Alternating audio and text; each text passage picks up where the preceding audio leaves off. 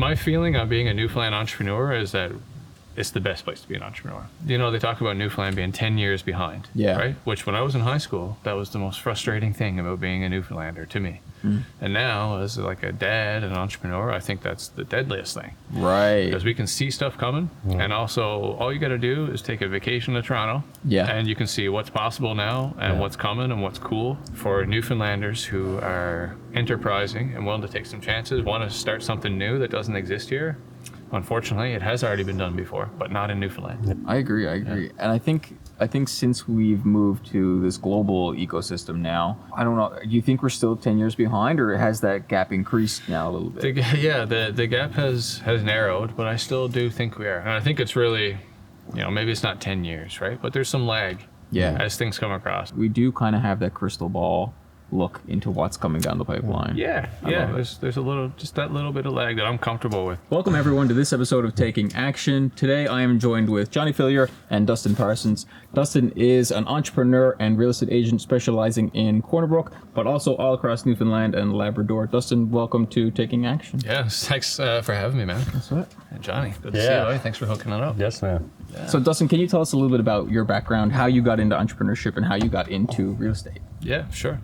I think I come from not really a sort of an entrepreneurial family. Most of my family actually is in the funeral business. Really? Yeah. And so that's its own topic for another time, probably. Kind of like the Addams family.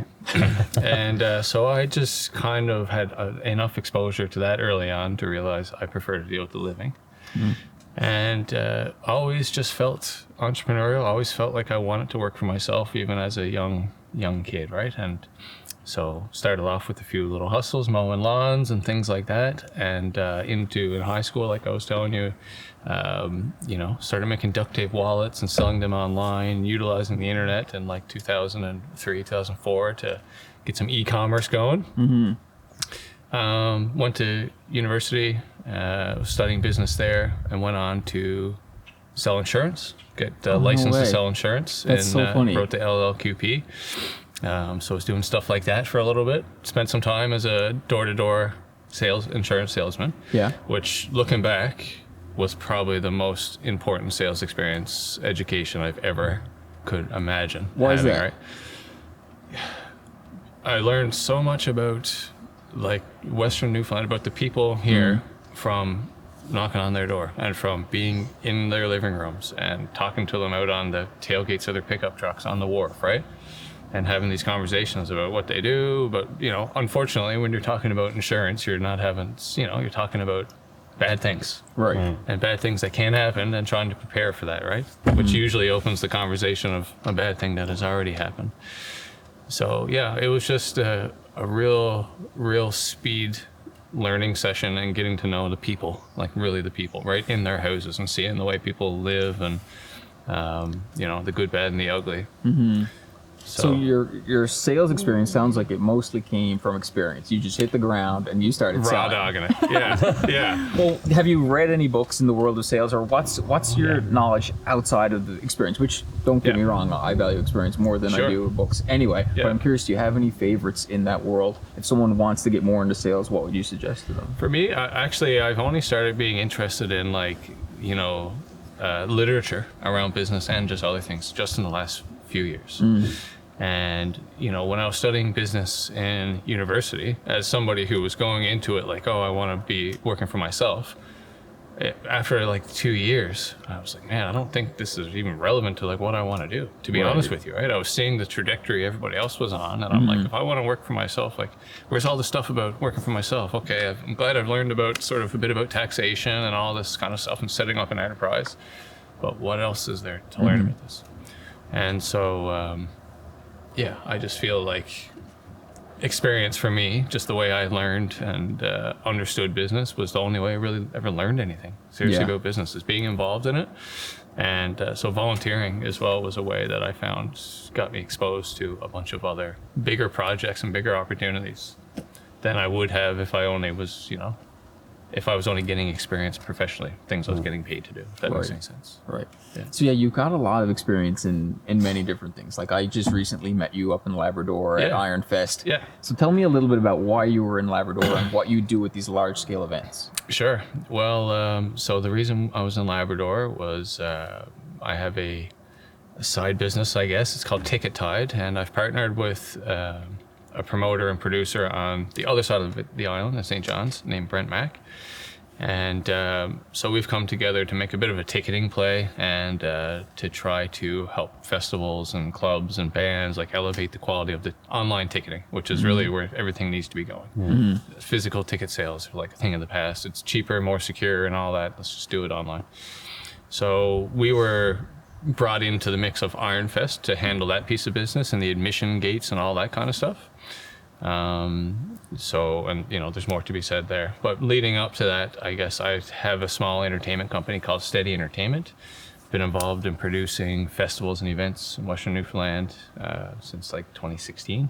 And before that, I was producing on the opposite end of the spectrum, tiny events in my house. And so that's where it really started. The first shows I was involved with happened in my living room and were actually really wicked. And what were they? What so the first show that I ever did, I guess, in that sense. And before that, I had done some volunteering with like strawberry festivals and local festivals, and so I, had exposure to events and things. But the first one was with a guy named Ian Foster. He was from St. John's, folk artist. I think he's a Juno nominee, maybe even a Juno winner, I think. Okay. And he was doing an alternative venues tour. And somebody, a friend, just like another Johnny in my life, was like, hey, there's some guy that you guys, you would hit it off. Yeah. Johnny's a bit of a producer like that. Absolutely. Absolutely. He knows it when he sees it. Yeah. So, so we just decided amongst the other alternative venues, I was going to offer up my house. Mine and my wife's house, I should importantly add. Don't forget that. Right? So scooch over a little tiny bit. Yeah. Oh, toward me. So it went great. And at the time, I'm pretty sure it was kind of like the first promoted house show around here. And CBC and news outlets were like wanted to talk to me, be like, so tell us about how you're going to let these strangers into your house. How long ago was that? Right, that was 2016, 2015 maybe. Yeah. I think it was 2015, the first one. Almost a decade ago. Yeah, it was done actually through the Arts and Culture Center in a sense. They were promoting this alternative venues tour. Almost a decade ago now, yeah. And things escalated quickly from there. But anyway, it went great. And my answer to the question in the CBC interview was, by the time they come to my house, they're not going to be strangers, because every person who buys a ticket from me, I'm going to go like bring it to them, shake their hand, be like, thanks for coming. This is the rundown when you get to my house. Yeah, that's the salesman. Yeah. I want to see them before they come too. Yeah. That's like the inner skate too, right? I'm like, I need to know. Right. So anyway, it worked out amazing. It was a beautiful time, right? And people were it was like a BYOB event, so people just bring their wine. And I thought, how cool is that? Anyway, I did some other things, and then the last house show that I did was actually with Mike Lynch and Paul Warford, who are now like great big Newfoundland comedians. Yeah, absolutely. I'd love to chat with Mike Lynch, actually. I'm sure he'd love to chat with you too, and he's a beauty. And so before he was just like killing it all across Canada, when he was still early on, there was a place in Corner Brook, a slightly smaller venue called Swirsky's. You remember Swirsky's, right? It's like a theater in Corner Brook, no longer is open. It was owned by the now Jim mayor. Parsons, yeah. So they would have comedy there. They would put up comedy shows. It would be, I think they would have like 100 bodies. So sometimes they would want to do also a show like the night before at my house for like 40 or 50 people, make a few extra bucks while they're over here. And so that was the last one that I ever did. That was on my birthday, and that kind of got, I learned some lessons there. And basically my wife and I agreed that was going to be the last house show. She was actually at the hospital. One of our good friends were giving birth to a baby the same night as I was celebrating my birthday, having this house show. And that was the first time a lot of people in Pasadena ever saw dabs, ever knew what dabs were. And at a BYOB event, somebody showed up late in the game with like basically a bong and like ultra powerful, cannabis concentrated, and people started experimenting with it, and it just got off the rails. Everybody started throwing up. Right? Yeah. And it was just Anyway, like it was just a time and place kind of situation, but learned a lot from that experience. And then about a year after that, I was into some much bigger things. And one, a big opportunity that I had was to work with Sean Majumder, who's a beloved Newfoundland actor and comedian. Yeah. And he had a festival created in Burlington called The Gathering, which was magical, whimsical, right? Like people were coming from all over the world to go to Burlington, Newfoundland, this very small town, beautiful town, to have this celebration, this gathering. And but it was some aspects of the festival starting to be clear, like weren't really that, needed some work, needed some help, right? Financially, it was kind of in trouble, and organizationally, it was very heavy volunteer ran, and things were starting to kind of fall apart. Volunteers were getting a bit tired. Yeah. And my company and my good friend Jeremy Hardy came down from Ottawa, and we stepped in and did a gathering with Sean. The next year, Sean's wife was pregnant, my wife was pregnant, and Sean decided he was going to have to be taking a step back. They were living in the States. And so we went on to produce what was the last gathering, where we learned a very important lesson that a lot of the people who were coming for the gathering were actually coming to see Sean. And and Sean before that was spending a lot of time in the press, just touring. He had several shows on the go and was talking about, and by the way, this August, come to my hometown and see me. Let's hang out in Burlington, Newfoundland. I'm having a party. Buy your tickets now. I'll see you there, right? Yeah. Nice. Like it was hype, and it was marketing across the country. Yeah. So, and that turned out to be very important to the success of the festival, Right. But then shortly after, my little business had its kind of biggest win, maybe still like to date, and we had the chance to, in 2019, produce a big event in Corner Brook at the arena, which the Corner Brook Arena is, I guess, the biggest stadium outside the Avalon Peninsula. I'm pretty sure. And so we did a concert with Alan Doyle and Trent McClellan, who's the host of This Hour Has 22 Minutes. Right. It's 22 minutes he's on? Yeah. He's one of the hosts. Corner Brook born comedian.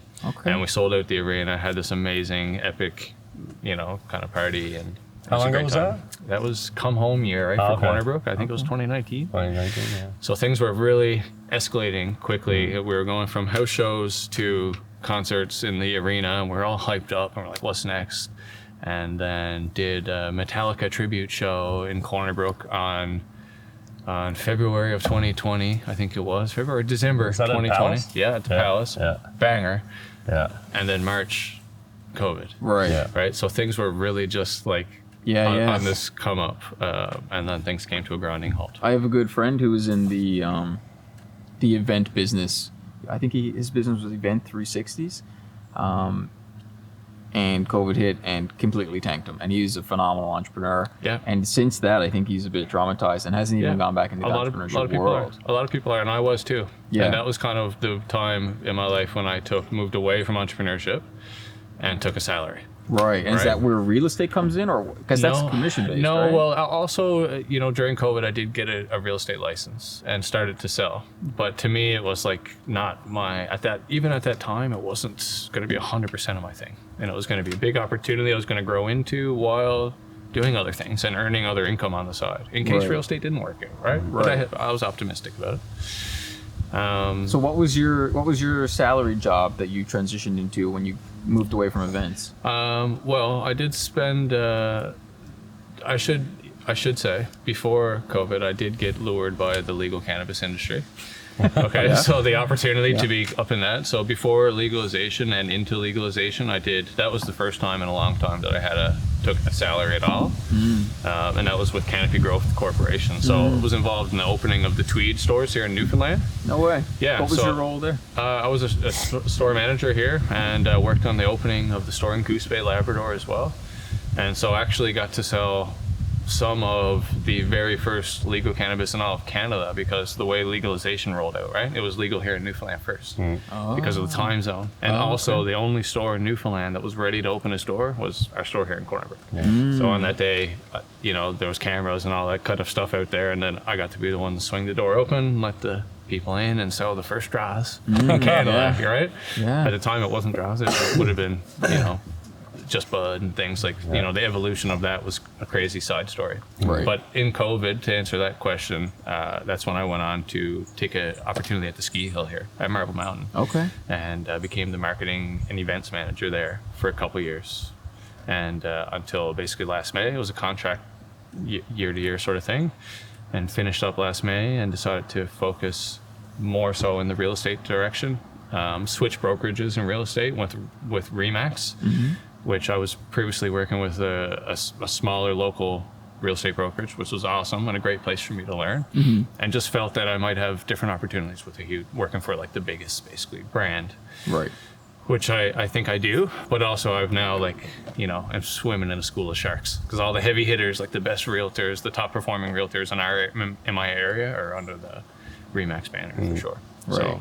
So it's it's a blessing and a curse, but it's good motivation, and it shows me what's possible in real estate as well.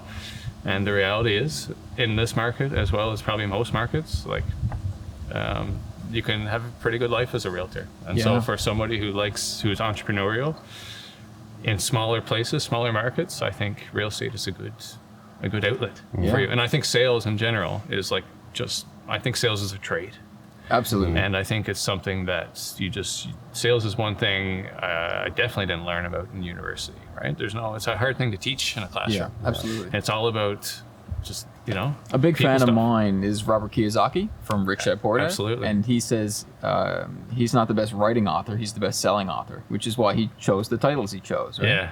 And just some of his philosophies toward money, he's really who put the bug in my ear about getting into real estate in the first place. Okay. So I'm well read in the world of finance and also real estate as well. Like I've read BRRR and a bunch of these type of books. Good methods. Yeah. Great way to make some money. Yeah, absolutely. Right. So while we're on the topic of the real estate market, can you give me your take on it currently and where you think it's going?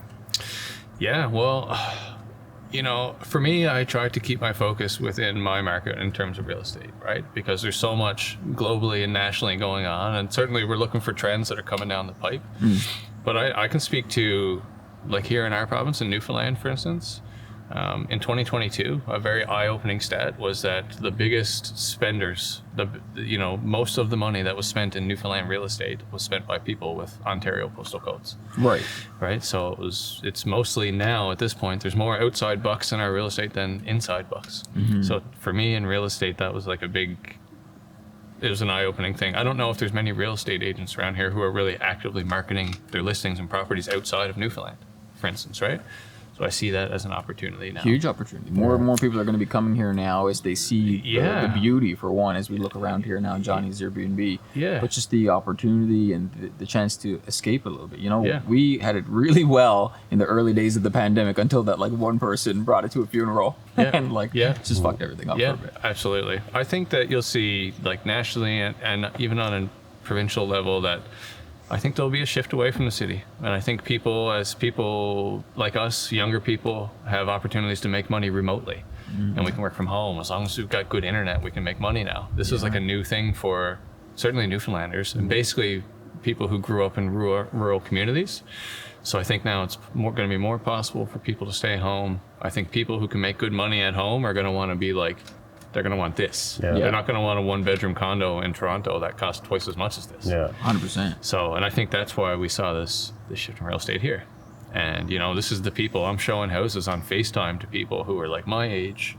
They're making a similar amount of money as I would make, but they're in this very high-value condo in Toronto that they've made all, and now they can sell it, move to the wilderness. Yeah, move to the wilderness with Starlink, and in a place that's still a half hour from an airport. There's a ski hill there. There's a city right there. And then take the other $300,000 or $400,000 and put that in your bank account. And now you're much further ahead as a 35-year-old, in my opinion, right? Absolutely. Or instead of putting it in the bank account and letting inflation eat away at it, put it into another property. Yeah. Or if you want to be like Robert Kiyosaki, put it in silver and gold. Absolutely. Yeah. So, what's your take on that? Because I know that's something that I always found interesting, is this philosophy on precious metals and he's God's smart. money and whatnot. Yeah, he's smart because he knows when to go after a commodity and when not to, and that's really what it is.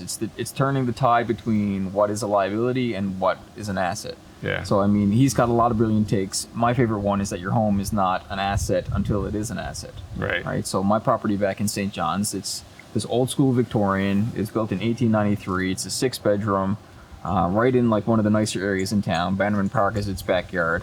So I operate that as an Airbnb, but it's also my primary residence. So it's definitely an asset. At times it was a liability for sure, but now I've got it on the go, and it will never be a liability again. You know, that property will be an asset. Right. And I probably won't sell it. Now, it's also sentimental to me as well because it's been a stable place for my daughter as she's been growing up. So she's very emotionally attached to it as well. How old's your daughter? She's turning 9 this month. We actually celebrated her birthday a little early, and we had the first sleepover where we had 6 of her girlfriends come over, and I bought all these cute little TP tents and did all the string lights, and it was Sailor Moon theme, and it was exactly what I wanted it to be. Amazing. It was beautiful. That sounds awesome, really man. I have a 5-year-old. He just started kindergarten last week, so it's been a pretty rock and roll time. Yeah, that's a big change. Yeah. So when you're living there, is it rented out? Like guests are coming there? Yeah. Okay. So I've added an additional unit. So we've got everything separated. Our own entrance, our own kitchen, own washer and dryer. And so my daughter and I are in the lower unit, and then there's still a 6-bedroom Airbnb, but we rent it out as a full 6-bedroom because way less competition that way. I think there's only maybe 10 other properties in the city that can really house that amount of people. Right. So, and I have a property manager, Jane, actually my co-host's partner. Yeah. And she manages the entire thing. I don't even have to think about it. So is it kind of like a bed and breakfast vibe in there with kind of mixed? Do you find is it people who are renting out all the rooms, or you're doing the rooms individually? I'd imagine. No, we rent it out as one 6-bedroom space. Okay. Yeah. And we chose to go after that because there's less competition, and not many people can do that. That's very right? unique. That's a very unique Airbnb. Yeah. And I guess it's a high value listing as well. Yeah, because of the area, right? Yeah. That's when I walked into that place, it was a nightmare. It hadn't been touched since probably the 60s or 70s. And Ryan, my co-host, my best buddy, is a contractor. He owns property projects. So he walked into it with me and was like, Michael, do not buy this house. And now he's like, Michael, do not sell this house. He did a complete 180 because I made it work. Yeah. I'm a journeyman electrician. I did all the the electrical and just put time into it, right? It's had time. Yeah. So it's got this modern Victorian vibe now. Beautiful. Yeah. Do you think they're going to change Airbnb, like where you had to be a living guest? Nova Scotia, I think is you have to live on the property, or the property has to be attached to the Airbnb. That's happening now. Yeah. I think St. John's just implemented something like that. Okay, yeah. But as long as it's my primary residence, I can escape some loophole. Yeah. And I think that whole thing is, in my opinion, a little bit misguided too. To go after but to me, as far as I can understand, this is an attempt to disincentivize short-term rentals. Yeah. To provide more long-term rentals to help solve the housing crisis. 100%. Which I understand is a crisis. It absolutely is. I don't think that's the solution though, because unfortunately for us here in Newfoundland, without like Airbnbs right now, the opportunity for people to visit a lot of our province wouldn't be possible. There is nowhere to stay. Right. There are not hotels everywhere. We have some hotels, but really Airbnbs are solving a critical piece of the puzzle. Yeah, absolutely. For tourism in and Newfoundland. a lot of the hotel industry has been propped up by the increase in immigration. Absolutely. So I mean that's keeping the hotels alive through government money, which is our tax dollars, which is great. Don't get me wrong. Bring in the people that need it. If somebody's in a war-torn country, absolutely help those individuals out and bring them in. Yeah, I think in the city it's probably a different issue, right? Like when I'm in Toronto looking to rent a Airbnb a condo or whatever for the night, I see like, oh wow, well yeah, if you can get that a night on Airbnb, right, then you're definitely not going to have some longer term. You're going to do this, especially with the demand being what it is. So I think that's a separate issue. So I think it's just not the best solution for like Canada or for a province. It's Right. So in smaller places like this will be hurt by changes that 100%. that make it more expensive for Airbnb operators here. Whereas yes, in the city it might open up more. You might price people out of the market on running their Airbnbs, but hopefully it doesn't really go that direction. So does the town of St. John's charge you a fee every year to have an Airbnb? No, but that's something Steadybrook is trying to do, right? Yeah, well they just implemented a new tax for Airbnbs in Steadybrook.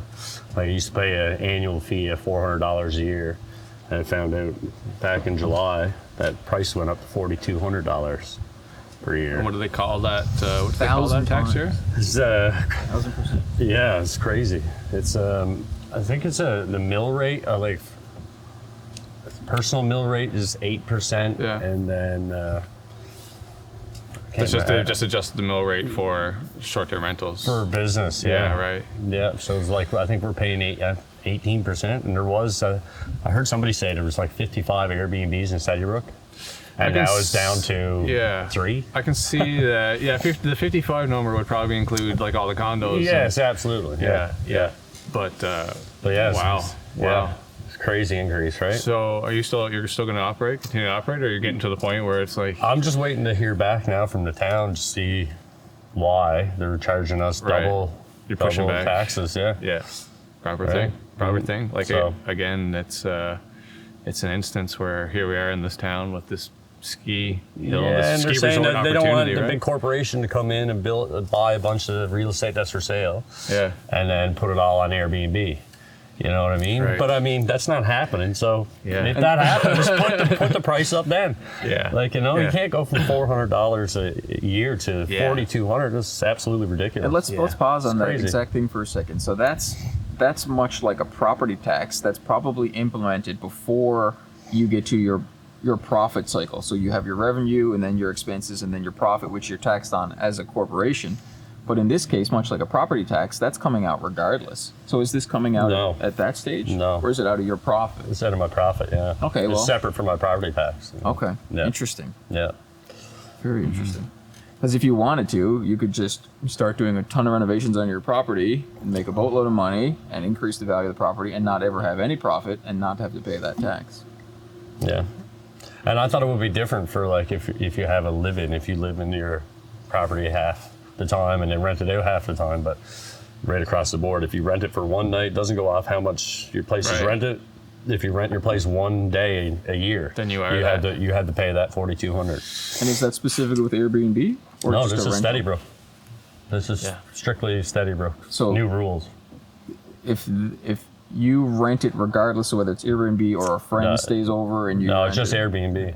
Okay, interesting. Yeah. That's almost like a hit on Airbnb. Well, it's a pretty easy thing that you can just go on the map and be like, okay, where are what addresses are all the Airbnbs at in this town? Right. It's a way for them to kind of know who's. But what about the other platform, VRBO and things like? I'd imagine it's the same thing that they're probably. That's how they would be catching people. Yeah, I wouldn't be able to just change from Airbnb to VRBO. Yeah, and other smaller platforms aren't going to produce the same results as Airbnb, right? So I don't think that's really the best solution to slip through. Go book me on this, whatever. Yeah, right. Yeah.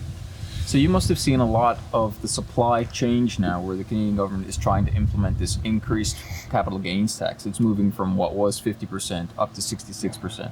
So I believe we have an artificially increased supply that's going to crunch down. Once everyone sells their secondary, tertiary homes, the market's going to tighten up again and prices are going to increase again. I think we're seeing a momentary drip as people offload, who are looking forward to retirement, offload so they can escape that additional 16% capital gains tax. Yeah. What are your thoughts on that? I think I would agree with that on like a national perspective. That seems to be what's going on. But I would say, again, it's the thing about real estate is it's like so different from market to market, region to region.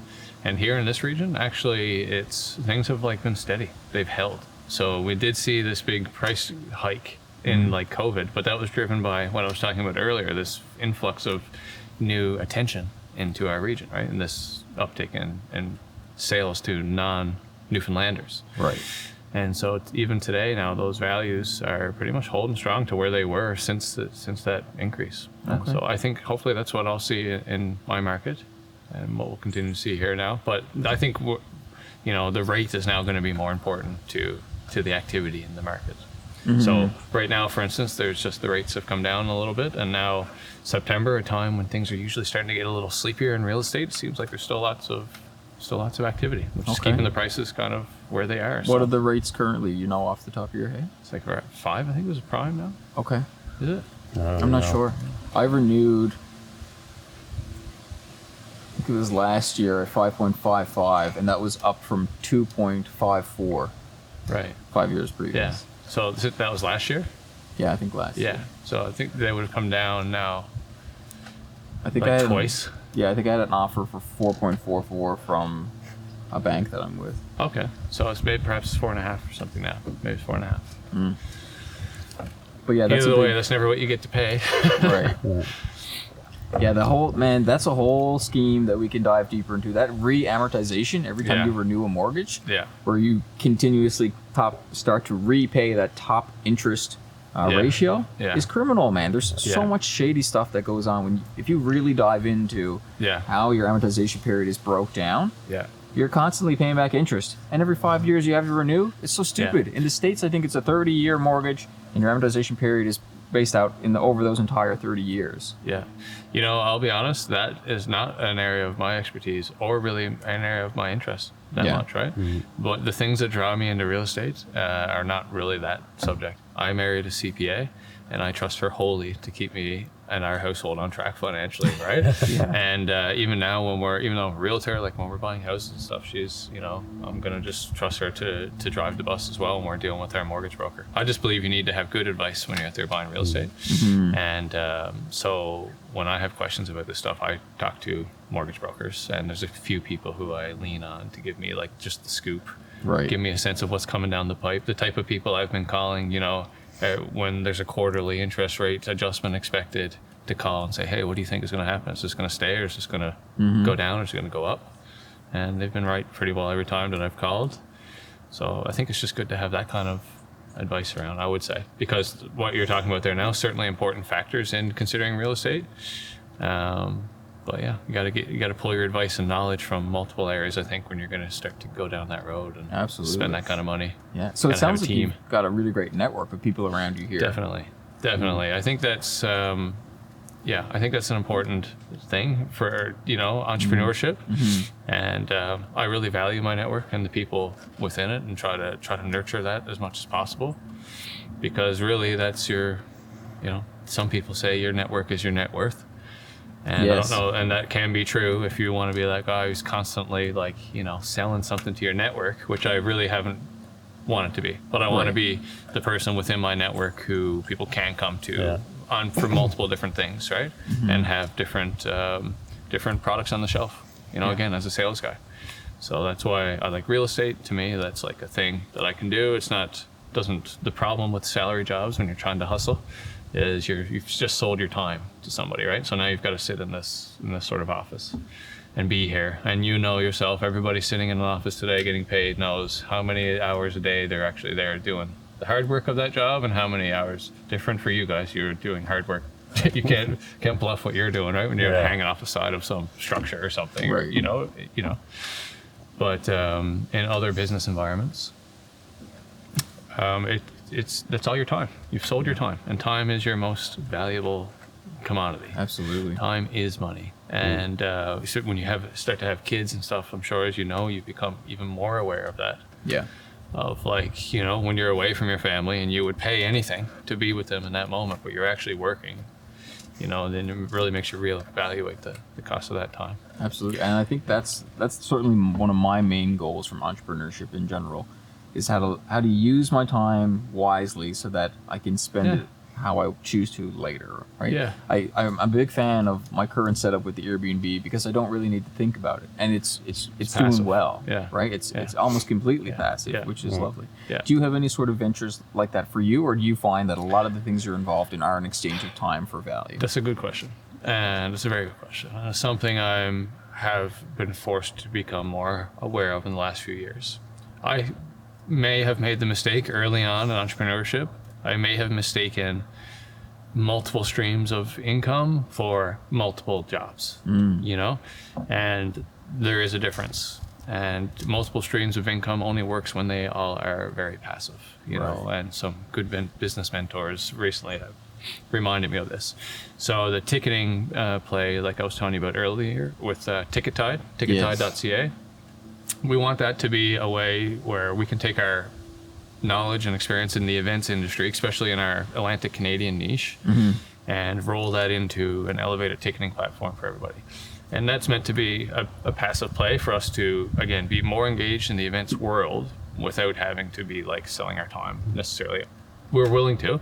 We have a premium on it. If you want us to come to your events and run the gates and oversee those aspects of business, it's a premium thing. Right. But really, we just want to sell all of your tickets. And for the people we work with, largely, it doesn't cost them anything. Ticket buyers pay fees when you buy a ticket. It's how it is. You pay credit card processing, and there's an intermediary, and there's a cost to sell tickets. Right. So we want to be that. While you're on that, what was the name of your business again? Ticket Tide. Ticket Tide. TicketTide.ca. I recently bought some Shania Twain tickets from Show Pass, and I got to say my experience with them was really good in the fact that I ended up not being able to go because I was away working in Labrador. Right. So my only opportunity was to resell those tickets. So I resold them through their platform, and I got almost all my money back. Cool. It was great. They ended up reselling. I wasn't out at anything, and I had the opportunity to go to the event if I was home. Right. Do you think that your business will have something similar? Ticket Tide. Yeah, right? we have that functionality, right? We're using an existing platform called Tixer. So basically the thing with Ticket Tide, Tixer is a massive ticketing company. The minimum account that they deal with would be like Iceberg Alley Festival, for instance, that happens in St. John's. It's one of the biggest festivals, music festivals in Newfoundland. They're using Tixer, and maybe in the future you'll see Churchill use Tixer, but really any smaller than that, they're not interested in. And so what we've done but we have a great relationship with the company, and we've come up through as promoters kind of with some people in this company. So what they've allowed us to do is to create an umbrella where we can bring smaller operators and festivals around Atlantic Canada under the Ticket Tide umbrella. And now a small festival in Newfoundland can have access to this world-class ticketing system. Nice. And we can tailor the functions to each individual event depending on how complicated it needs to be, right? And so ticket transfers, like you're talking about there, is totally something we can do. For us, we take a simpler approach. We have been taking a simpler approach where you have the ticket in your email. It's a QR code. It's good for one time. You want to sell it to your friend? No problem. Sell it to your friend. Okay. Email them the ticket or send them a screenshot, get the money. When we scan that ticket is used, right? Right. And so really selling tickets online makes things so much simpler, easier to validate, easier to secure, easier to handle the finances. All right, I'm going to challenge you a little bit here. So I'm a certified ethical hacker. Do you see any vulnerabilities in having that easy transfer of a ticket? I read recently that there was an increase in tickets being stolen after they were purchased from platforms. I don't know too much more about the specifics of what event, but you said that there was an increase in security if you were to do that. How do you see that? I didn't just mean that method. I mean selling tickets online in general versus physical tickets. That's Okay. what I mean about being more secure, because there are steps in place versus if I meet you on the street to buy a ticket. You know what I mean? And email you my money or whatever you cash, that could be, there's no verification there. Right. I've always been sketched out about doing that. And really, I think I might have only ever done that in New York, which is probably the sketchiest place That's the scalper relationship. Yeah, that's the kind of the scalper historic relationship, right? Yeah. So yeah, in terms of what you're saying there, that's a good point. It's probably something that could, on a bigger event, we would be a lot more cautious. Like when we're setting up big events, let's say with Iron Fest, like we turned on a CAPTCHA, to prevent like bots or whatever. And really Tixer, and we were trying to sell a couple thousand tickets, and Tixer contacted us. We're like, hey man, like you don't need to do that. We're good. Like we have totally enough power to monitor the validity of all these purchases of these couple thousand tickets. Like we recommend this when you need to sell 100,000 tickets, 50,000 tickets. Oh, okay. And you're an event like Churchill Square where it's going to sell out in 5 minutes. That's when you need every online functionality, every security measure sort of in place, right? And I think we saw that they had some issues. So, and anybody can have issues, and these platforms can sometimes break down a little bit. But Tixer's, I gotta say, has a very good track record of working very well. It's very powerful. So hopefully you'll see more events in Atlantic Canada and Canada come under the Tixer banner. And for us, we want to work with people on one level lower than that. So if you're a festival really anywhere in Atlantic Canada, or an event or a club, really a lot of these places have trouble with ticketing. Like we know from our experience in events, it's a solution that's worth providing, and a lot of people do struggle with it, especially for like community festivals and stuff. It's like, how do we move this money around? How does we make this work? So I think really for us, we haven't even advertised it yet. We don't even have our marketing launched. We don't even have a Facebook page, and we've been flat out with Ticket Tide all summer and traveling around and running the events and going to Labrador, like where I met you, So we're really excited about how it's actually going to go once we open the gate. Yeah, and I love that you're partnered in this way with Tixar. That's what it's called. Tixar, yeah. Tixr, yeah. I love that because when you're with that larger software company, they are going to have the security milestones in place. Yes. So, you kind of get to leverage their network and deal in the space that you want to operate. I'd be terrified. Like, I do see the landscape around me. I see people who are doing their own e-commerce of concert tickets on their Squarespace website, you know, and just like they would sell their T-shirt. But I would push back on that and say, actually, there's a lot of blind spots there where that could go wrong at your admission gate, depending on the type of event, right? Right. So yeah, I would never really venture to be selling tickets online without being aligned with a super big company with, all that security and protection and back end, in California, Silicon Valley sort of backing. For me, I'm not a tech entrepreneur in that way. I'm not trying to right now develop like the next ticketing app. Although that might be a more profitable venture in the long haul because there's less middlemen. It's a lot, you need big bucks to start that out. So for us, it was just a bit of a power play. We just instantly now have the best ticketing platform in our hands to offer people. Right. And we didn't need to reinvent the wheel or hire an engineer. Right. You were in that space and this was a good solution. Yeah. It's a good solution for ourselves if nothing else, right? It saves our money and increases the profitability of our events to be selling our own tickets, right? And so now we can just cast that net out, help anybody else who wants to. We have the hardware, right? So we'll show up at the event with the scanners and the iPads and the POS and all that and just provide that whole sort of solution. Nice. And we love that because we just want to go to all the events, really in our hearts. We just want to be part of every event and we love the camaraderie. And that's what we do, right? Brent, my partner, has a day job as well. He works in the seafood industry. Okay. But we're kind of weekend warriors with the event stuff and with the ticketing. When's the next event? With the next thing really that I'm looking forward to is in October. I'm going on tour with Tom Green across Newfoundland. He's a comedian I've always, always loved since I was a kid.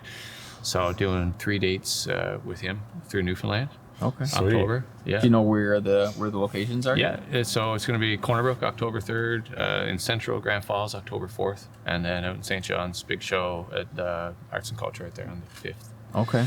So looking forward to that. I think Tom's going to be spending an extra few days maybe in the area, checking it out, getting to know Newfoundland a little bit more. So awesome. Which is again something that's another big X factor for me in the events, is getting to like show people around. People, bring in these musicians and stuff who've never played in Newfoundland or don't get to come out east very often and get to show them kind of what's up. Yeah. I really love that. That's a nice perk. It's an honor, for Newfoundlanders. We're very proud, right? Yeah, exactly. So we love being tour guides and showing people around the area and blowing their mind, because really in places like this, like it's not hard to blow people's minds. Absolutely. No. Absolutely. It's not much work you got to do. It's not much work. No, you just got to bring them to some place. What do you think of that? Huh? Yeah. So yeah, it's the easiest place to be a tour guide ever is Newfoundland for sure. Yeah, especially out west here. I mean, I've been here a few times, but this time is a little bit different. Yeah.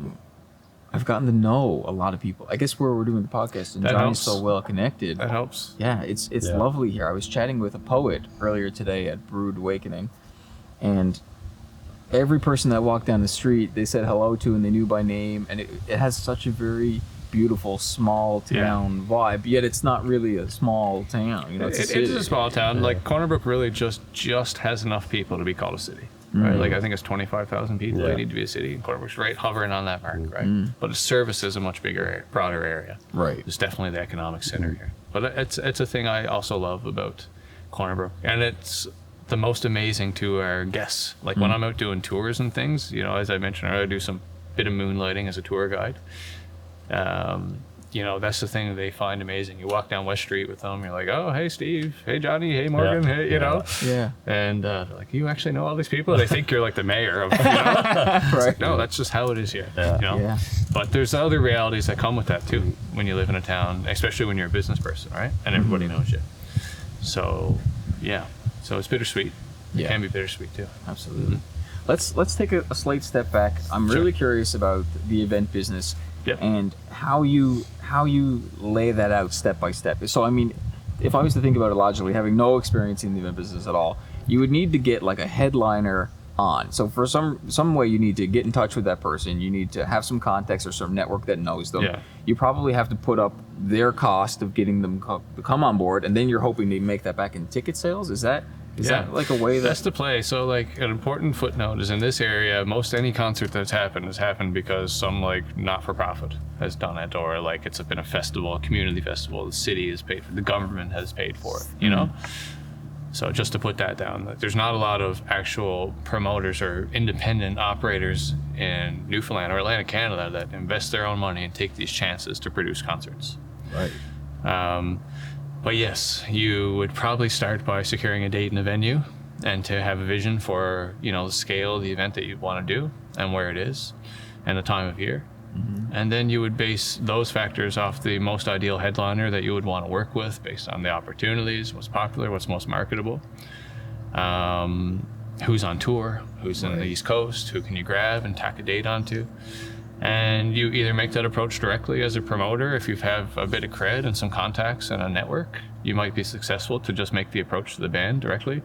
Otherwise, at a certain scale, they're usually under an agency.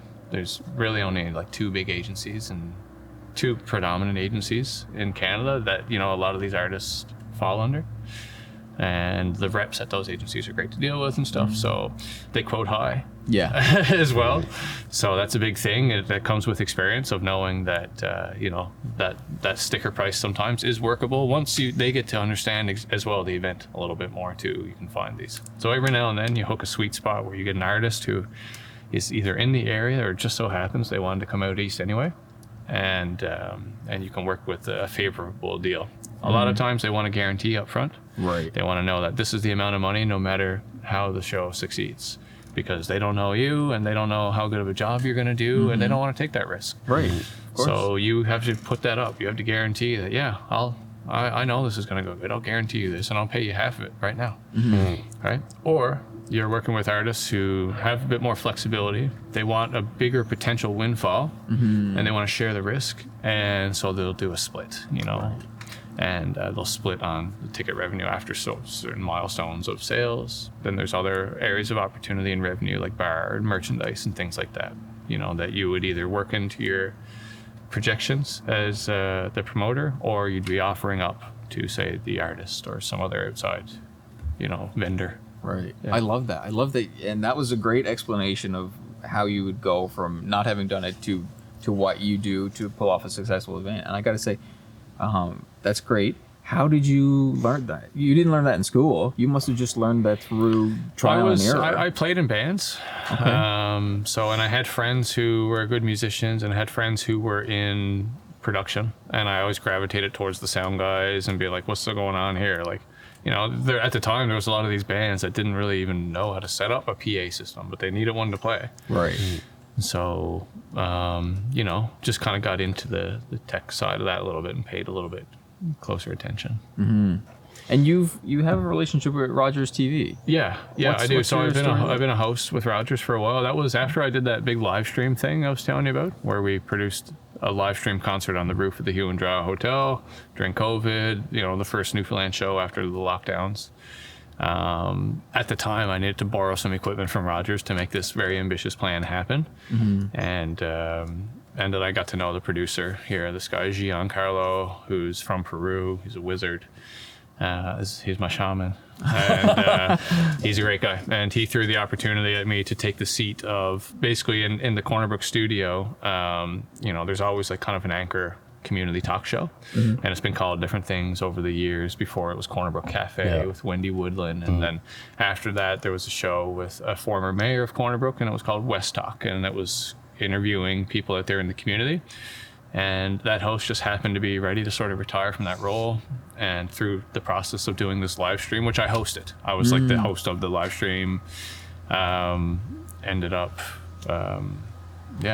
getting invited to host that show and take that seat. And then got to do another show, which was more of a travel tourism type show that I did with somebody else, a wonderful woman named Autumn Gale, who would be a great guest on this show as well. Okay. Put that footnote down. She's awesome. That's actually a question we ask everyone, is who should we talk to next? You should talk to Autumn Gale. Okay. Yeah, absolutely. She's currently the general manager of the Hugh and Draw Hotel, which I think is Newfoundland's nicest You ate hotel. to last night. Okay. Yeah, Gotcha. and the Best Coast restaurant down there. So we were in university together is where we met.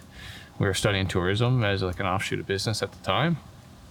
And very talented, very smart, very silly person. And we co-hosted this show called Explore NL, where we got to go around and work with sort of lesser seen tour operators. That was an awesome little show. That was a deadly little show, yeah. And I don't know if you met Greg Pike yet, for instance, Piker.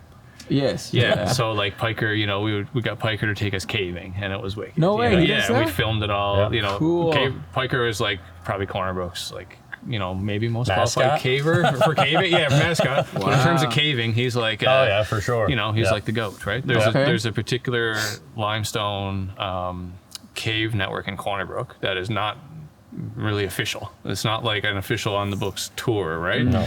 Because it can be dangerous, and it's a vast cave network that a lot of people have never been into or even know how to get to the opening of. Yeah. Wow. And there's multiple openings. In and starting from underwater, but Piker, he knows. So if you ever are going to go in the caves and you've never been in there before, have like a Johnny or a Piker, somebody like that, or just don't go in there, really, is my opinion, right? Yeah. That's amazing. I actually won tickets at the Banff Film Festival one year to come out here and go cave exploring. I think they call it spelunking or something along those lines. Yeah. But I don't think that business is operating anymore. It was a while ago now. There was an operator here in Steadybrook once upon a time that united a lot of us people who went on to be involved in tourism and stuff. My Newfoundland Adventures, I think it was called. Okay. So they were offering it. I think Psycho Solutions might have offered caving. Maybe still do. I don't know. They might actually. Yeah. It's a tricky thing to like be insured for and stuff, I guess. Right. But so probably Psycho Solutions would be somebody to call. But I mean, it can't be any more tricky than an axe throwing bar. It's not more tricky than that. But then there was other things that I didn't even know were available as tourism endeavors here, right? Some things that blew my mind, actually. A couple things that were almost too wild. Well, they'll probably end up being too wild to even go to air. Really? Yeah. Like what? Well, some things I can't mention, but one thing that didn't go to air that I kind of wish did, and it may still appear in the future, was we went shark fishing outside of Port aux Basques. Wow. So I didn't know that was an excursion available to the average person. Wow. So anyone can sign up and do that? I'm pretty sure they still do it. Wow. Right? And there's also Where's this base at it? Well, these guys were in Margaree. Okay, But there's also in the Twillingate area, there's another operator who's doing shark fishing. I forget his name, but you can look it up. So there's 2 people in Newfoundland now who do it. Wow. And this guy in Margaree maybe was the first, I don't know, but they were close. So he's an outfitter. He does other types of hunting and he has boats, and he reached out to us and said, hey, we'll take you shark fishing for your show. And we said, all right. So we went down, spent the night down in the Port aux Basques area on the southwest coast of the island, the most southwesterly point basically in the island. And met up with these guys the next morning who were real cowboys, right? The real saltwater cowboys. Yeah. And they took us out shark fishing, and I was astonished that within 20 minutes we were surrounded by sharks. Big sharks. Yeah. And do you know what kind? Poor beagles, blue sharks, mako. Yeah. Several species of sharks were all around us, and they were chumming the water, right? And the ferry, the Newfoundland ferry that we've all been on so many times to go to Nova Scotia, was really just passing us right by. I'm like, oh my God, all this time I've been in shark-infested waters, all these trips across to Nova Scotia. And really just like rattled me. Yeah. It's like I had just, I know there's sharks in the ocean. I thought always associate it with more like temperate places, tropical places. Did I. This is news to me. Okay. I did my scuba course here a few years ago and never had any concerns about sharks. Yeah, well, you probably weren't. I used to go surfing and I stresses myself out all the time. I would be stressed. Well, you see, there's an app called O-Search. There's a company called O-Search, and they are out there catching great whites and tagging them. Yeah. If you were to pull it up right now, you would guaranteed see there's at least one great white right around the coast of Newfoundland somewhere. Probably down there by Port aux Basques. And in fact, the day we were out filming that show, we saw it. But yeah, with that endeavor, like it ended up being maybe a little bit too raw for Rogers TV in that one, right? The way some of the footage came back, it was rocky. I think it was maybe an experimental tour for those operators at the time, and we didn't, we just thought it was best to maybe just let them flush out a few things. But it was a cool experience. Absolutely. And I would recommend it if anybody wants to reach out to them. Absolutely. I think Margaree Outfitters, they maybe are doing it or not. They're a lot of fun, I can tell you that. Great guys to spend a day on the water with. Yeah. and there's a lot of sharks around us. So yeah, be careful. Maybe don't go around with chum in the waters, right? Fishermen always see them, but I just didn't realize they were so abundant, and you could bring them to you like that. Yeah. Just a couple 100 meters off the shore. I guess it makes sense, especially with the amount of seals we have here, and even porpoise are in numbers here as well. We have like such an abundance of marine life around Newfoundland, and that's why Europeans have been coming here for hundreds of years, you know, and why they stick around. Yeah. It was beautiful to talk to Kevin Vincent from Newfound Sushi, because he's got a wealth of knowledge in that world exactly, and he's pretty passionate about some of the things that are happening now. He is. And he's got some things to say about it. So we're gonna actually re-chat with him. Yeah. Which is lovely. He's a great voice for our area here, for sure, right? A lot of people trust Kevin and back up, share his opinions that he has. You know, his approach to conservation is cool, I think. And also just an iconic dude in our community. A great entrepreneur as well. And talk about like, I have my feeling on being a Newfoundland entrepreneur is that it's the best place to be an entrepreneur. Really? Why? Yeah, because, well, you know, they talk about Newfoundland being 10 years behind, right? Which when I was in high school, that was the most frustrating thing about being a Newfoundlander to me. And now, as like a dad and an entrepreneur, I think that's the deadliest thing. Right. Because we can see stuff coming, and also all you got to do is take a vacation to Toronto, and you can see what's possible now, and what's coming, and what's cool, and what the kids are wearing on their feet, and whatever, right? What they're listening to, who's selling tickets, and you can know that that's what's going to be in store for us in a couple years longer, maybe, than it takes everywhere else. So I think it's like, for Newfoundlanders who are enterprising and willing to take some chances, want to start something new that doesn't exist here. Unfortunately, it has already been done before, but not in Newfoundland. Yeah. Right. So just go and check it out, see what's a good fit, you know? I think it's like a little secret sauce, really. It's a great place to start something. I agree. And I think since we've moved to this global ecosystem now, where technology is just adopted in so many facets of our life, that I don't know. Do you think we're still 10 years behind, or has that gap increased now a little bit? The gap has narrowed, but I still do think we are. And I think it's really, you know, maybe it's not 10 years, right? But there's some lag as things come across. And I think it's really, some might say it starts in British Columbia. You know, think about it in terms of cannabis legalization, like we were talking about earlier, right? Yeah. If you went to, it was legalized in 2018. If you went to BC in 2010, I wasn't there. But from what I understand, you would have swore it was legal because you could buy it in a store on the street, right? And you could smoke it on the street, and really the approach to it, right? So 10 years later, now the mentality, now we have legal cannabis. We're one of 2 countries on the whole planet. Yeah. So, and that shift, and here in Newfoundland, it's still half taboo. Right? So that's to me, that's just a visualization of what the shift looks like. Yeah, no, I do agree. And it might be 10 years, it might be shortened, but the beautiful thing is we do kind of have that crystal ball look into what's coming down the pipeline. Yeah. There's that little bit of lag that I'm comfortable with, especially, like I said, as a parent now, as a dad, right? To see some of these, just sort of the trends and things happening in our country, and knowing that, okay, these are things I might have to answer to with my kid in a few years' time, but for now, it doesn't seem to be such a big deal around here, you know? Right. So, but Dustin, we have a recurring segment on this show where we ask our guest to provide an actionable takeaway for our viewers. So something that you do in your life that you think other people would benefit from. Is there anything that comes to your mind that you do either religiously or something that you fall back on that you think someone else can learn from? A couple of things, I guess, come to mind. The first thing screaming in my head is travel. And especially as a Newfoundlander, I think, or people who live in rural places but feel entrepreneurial, the spirit travel. Go to the big place. Go see how they do things in other places. Try to meet people.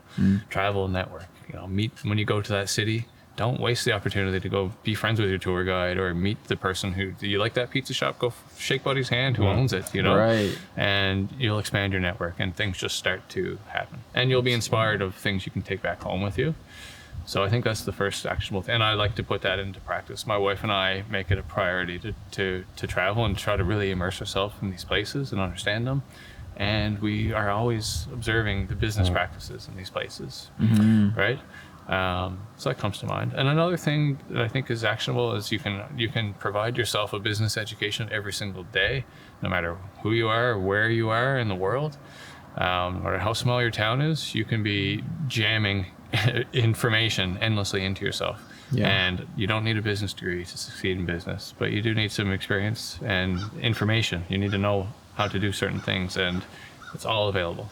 Listen to audiobooks, no matter what you're doing, right? Like if you're working and have the opportunity, listen to books, consume information, and don't ever feel that you need a business degree to go succeed in business. Absolutely. Stop scrolling on Facebook and Stop watch scrolling. a couple YouTube videos. Yeah, spend 20% of the time you spend scrolling, just like force yourself to learn about a thing that you're interested in. Like, oh, you're a graphic designer. How to make money in graphic design. Yeah. Just consume that stuff. You don't go down that rabbit hole, right? Yeah. So for me, that's been like, lately I've been on a investing rabbit hole.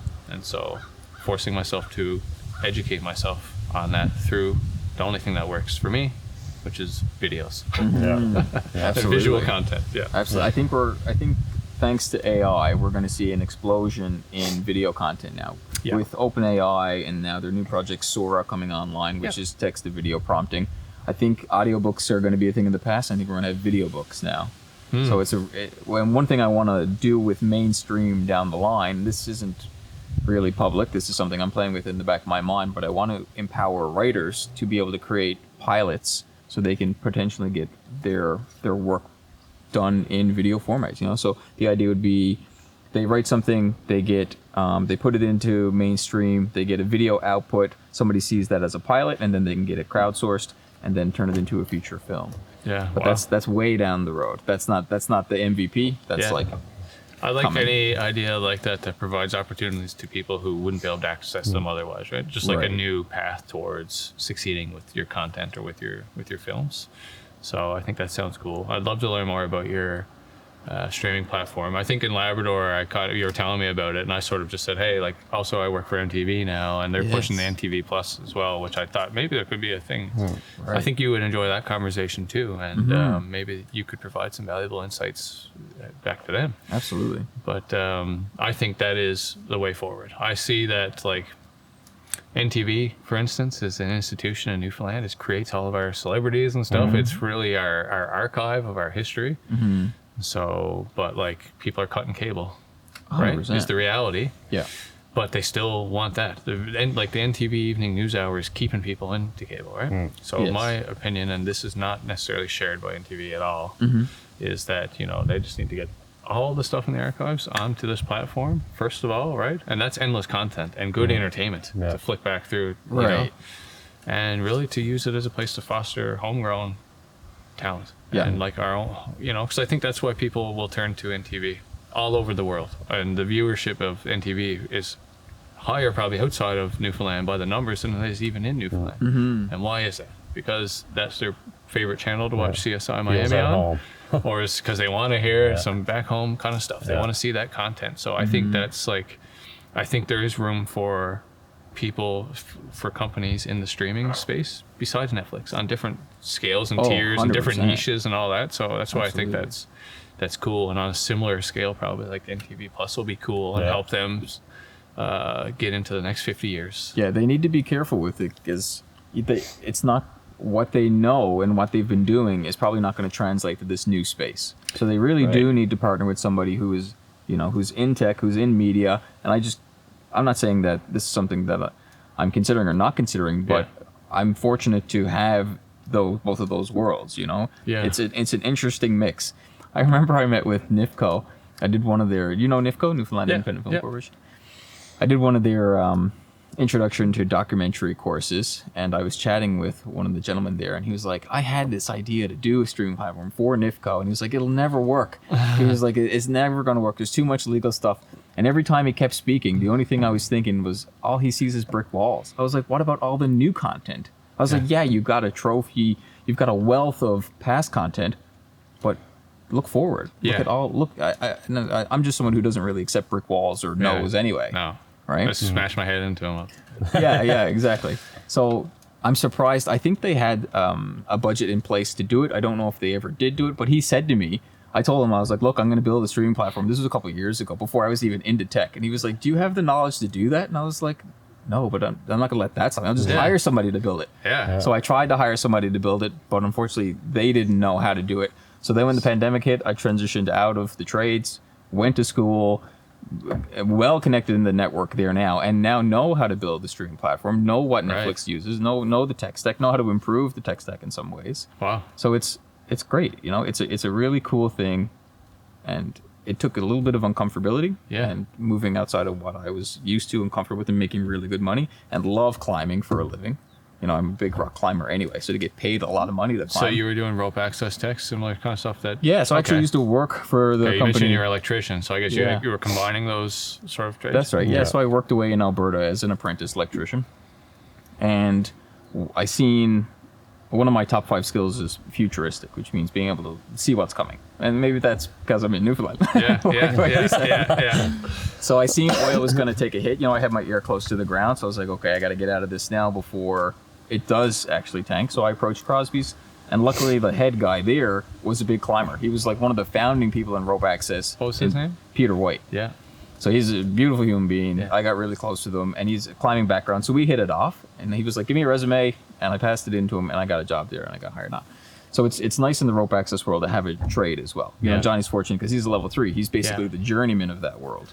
I was very lured by the rope access world. Oh, yeah? I love it. Yeah, I would like, if there was a period of my time where I really was about to do that and spoke to Peter. I was living in St. John's. And really the thing for me and he even offered me like a really sweet opportunity to do the short course or program, right? Like to basically jump in with another group.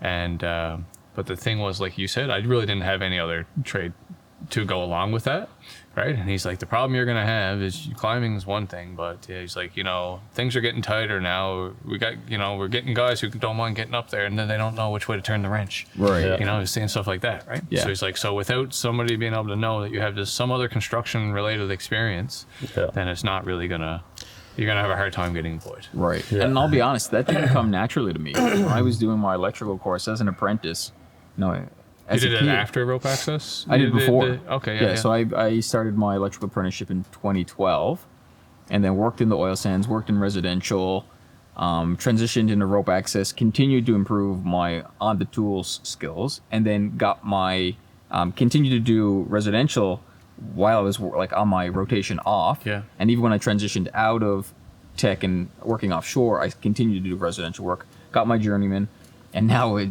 just so happens that I'm working with an electrical company as electrical rope access technician. Wow. So it was a plan A that turned to a plan B that's now a plan A again. That sounds like if I was to guess, a pretty loot opportunity though.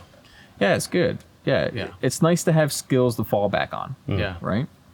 But also, you know, how important is that? I would say, like, are you like aggressively saving right now or investing? Like you probably have a much higher than average income right now in that job, but you're thinking about kind of transitioning out of that, or the income is good, like you said. We talked about earlier. Time value for money is important, and I'm not afraid to put in some work for a short period of time and make a large amount of money. I just spent a month in Labrador, 28 days, and now I'm off for a month, which is great, and that's like exactly what I want. If I could work 50% of the year and make as much as perfect, really, because you got a whole separate life or a little side hustle that you can. There's basically like your full-time job too. Right. It's better than the 9 to 5 in my opinion, because yes, you're away for a period of time, but when you're there, you're there. Yeah. Right? Yeah. I can't do 9 to 5. Really. I've never had a 9 to 5. Except when I was 16 working at Sobeys grocery store or something. It just doesn't work for some people, man. No, it just doesn't work. And I would never be able to go back into I would never be able to try a 9 to 5. Yeah. Like, I feel bad for those who have had me for a 9 to 5, because I'll tell you right now, those aren't my best hours. They're simply not. My most productive hours are not necessarily, they fall somewhat in there, right? But for me, like, again, I get most of my stuff done at nighttime. So this is why I can accept other opportunities as they float by. I don't see them as, oh man, I shouldn't have this, so I could go do that. I don't want to say no to stuff. I want to be able to take it. I'll have the capacity for it. If I don't have the capacity for it, I won't take it. Yeah, and that's something I need to get better at in my life. Yeah. But yeah, I just love taking these things on because I believe you can get stuff done after hours. If you're willing to work while your wife's in bed, you can get a lot of shit done. Absolutely. You just got to do it. Yeah. You know? Yeah. But you know, for me, like, although I can't really fall too much into 9 to 5, also I would find it really challenging to be away, like from my family for a month at a time as well, right? Yeah.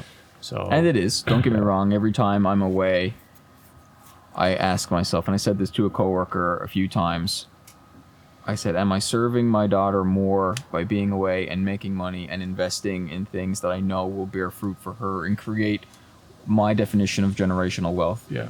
Not in the traditional sense, but my definition is assets I can leave her that will continue to bear fruit even when I'm gone. Yes. Right? Yes, 100%. That's been such a motivator for me, is like that legacy piece. There's no, like, I'm aware of generational wealth now because I've read about it, but I certainly wasn't expecting it at any point in my life. You know, I had no reason to expect that, and have had to come up accordingly.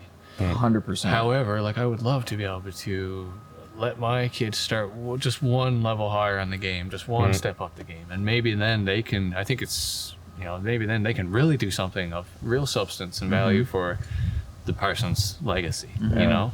But for right now, I know I've already moved the needle enough that my kid's not going to have to want for some of the things. I had a great upbringing. I love my parents, man. But I had what I needed, not necessarily a lot of what I wanted. And I managed my own expectations about what I could go and do based on what I knew was financially available, right? Right. Don't want my kid to necessarily feel that way. He needs to know the value of money, but he needs to know that that's not going to be the reason you can't go do that if you really want to go in that direction. Yeah. I have a great book for you, actually. It's called The Barefoot Investor for Kids, written by an Australian author. His name escapes me now. But I was giving it to an Australian buddy of mine, and it's a beautiful story. And it kind of has this roadmap. As you journey through the book, you take the stickers from the back of the book and you place it on your milestones. Oh, yeah? And it walks them right through being a little entrepreneur. And they get their own little Sounds business wicked. started. They've got 3 jars.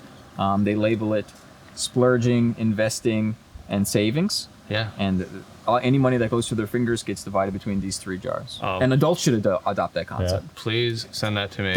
and also put a link down in the description and buy it off this guy for your kids. 'Cause that sounds awesome, right? And I think we need more of that. Growing up in school, we did not learn any financial skills. No. And we're millennials. Yeah. Right. We still didn't learn the stuff, you know? Right. I hope that our kids are going to learn this, but I don't assume that.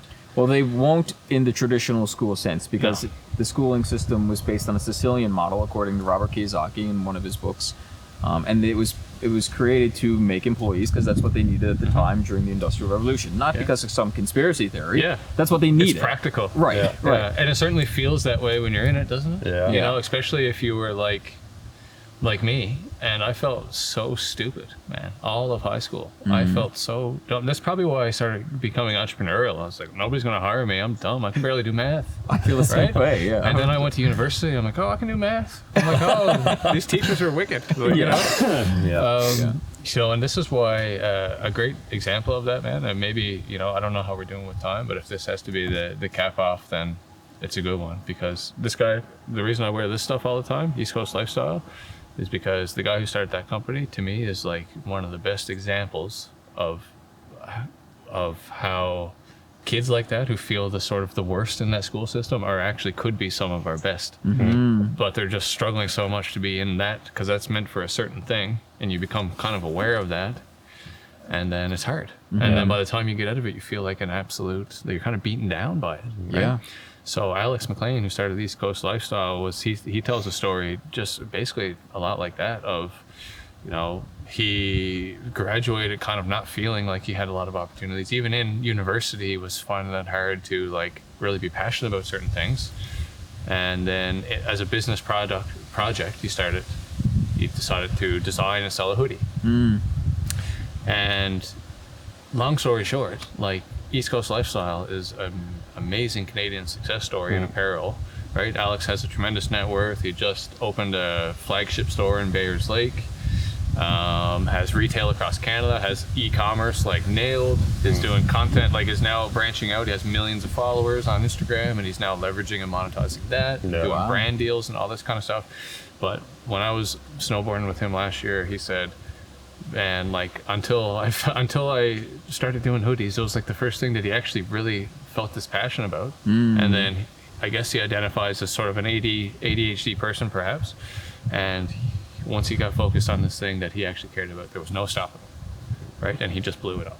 And so that's why I think that's like an important message, and I'm hoping that he can, I'm sure later on when he starts to calm down a little bit, and he's so busy right now and, you know, still achieving so much, that he'll maybe be a voice to go to the schools and be like, I know how you feel. I felt the same way. Yeah. And there's a path out of that, right? Like, just get through this.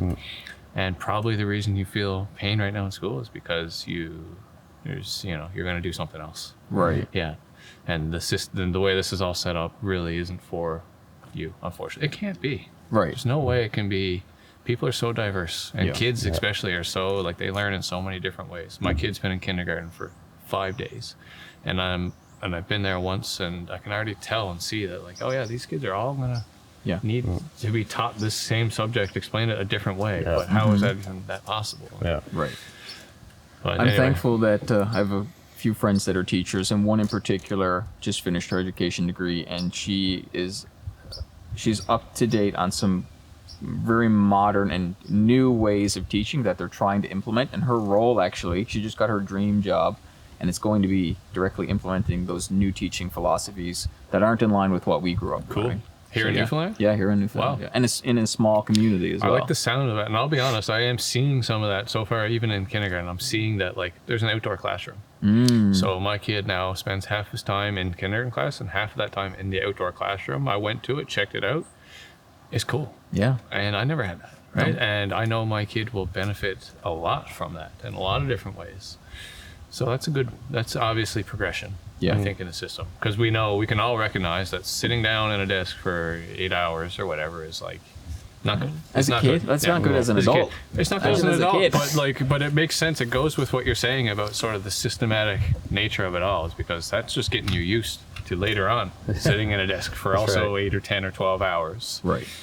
So yeah, that kind of freaks me out a little bit, and I try not to be conspiratorial about that. I just believe, I don't think every teacher is, like, involved in this conspiracy. I just think this is just how things. It's the system. It's the foundation of it all right now, right? Yeah. And so it is a good time to take another look at it, and also the way the resources are totally different, with the internet and the access to information and the school library now. Like, right, when we were at school, if we wanted to learn something, even in our grade 9, right, Yeah. you still had to go to the library and, Yeah. like, pull a Right. book off the shelf. Yeah.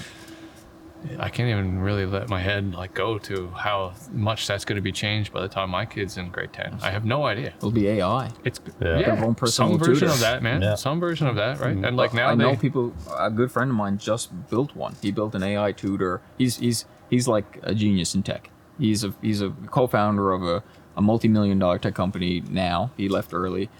He's built this new platform. He developed the software development program that I did in school. He's just an absolute genius. So shout out to Roy Bruchette. Beautiful human being. Absolutely love him. And it's certainly going to be personalized AI tutors for education. Yeah. Well, my thing is, like, I hope so. Yeah. But because also now there's AI glasses, Yeah. and all the information is right there before your very eyes. And so a tutor is an admirable investment for somebody who actually wants to get the knowledge. Yes. Right. But for the person who just wants the answers when they Right. need them, then I think that's the other side of AI and technology we're going to have to deal with. 100%. Yeah. I actually just met another beautiful person. He was the other founding person of the software development program, and I met him camping, of all places. Trying to remember his last name. It always escapes me. Anyway, his first name is Will. He's great, and he's got a cybersecurity company on the go too. So these Newfoundlanders who are extremely skilled are doing some really cool things. So in the tech world, in some ways, we're actually ahead of the game. Yeah. And it probably is because of that sure. crystal ball we have. Look at, like, you know? MISA, great Yeah, tech yeah. success story out of Newfoundland. And Verafin, largest Yeah. sole Canadian company, in Canadian history, largest sole company. Yeah. One of the guys 2.75 lives 2 billion. houses down here. Absolutely. They're a fan. Yeah. Oh, no way. Guys that were camping yesterday. That's enough I had some audio issues yesterday. Yeah. Yeah, we were delayed. Yeah. But Dustin, I appreciate you so much for coming on the show. it's Thank cool you to so talk. much. Yeah. That was good. You've really inspired me looking into your content too. I've had it on my heart to sort of take another look at podcasting, mostly because the workflow has been simplified by AI. Right. And so it's been really nice to chat and reawaken my interest in it. So thank you. Yeah, thank you. Yeah, man. Yeah, and thanks for again, coming, Johnny, man. Yep. Yeah.